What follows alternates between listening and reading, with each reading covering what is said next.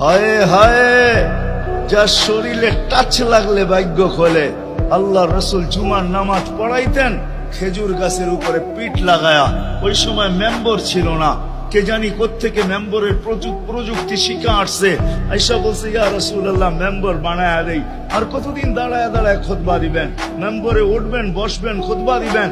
তো খুদ মেম্বর যখন বানায়া দিছে, আল্লাহ রসুলেরও পছন্দ হয়েছে। দাঁড়ায় দাঁড়ায় আর কতদিন খুতবা দিব?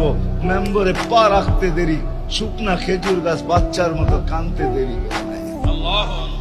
শুধু কাঁদে নাই, সে তো বলতেও ছিল মনে হয় আমার কাছে যে শুধু কাঁদে নাই, বিলাপ করতেছিল সে। কোত্থেকে এই ব্যক্তি আসলো, সে কোত্থেকে এই মেম্বরের প্রযুক্তি পাইলো, আর মেম্বরই বা কোত্থেকে বানাইলো?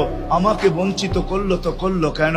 আল্লাহ রসুল তার কান্নার আওয়াজে নিচে নেমে আসছেন, হাত বুলাইতেছিলেন, সান্ত্বনা দিতেছিলেন।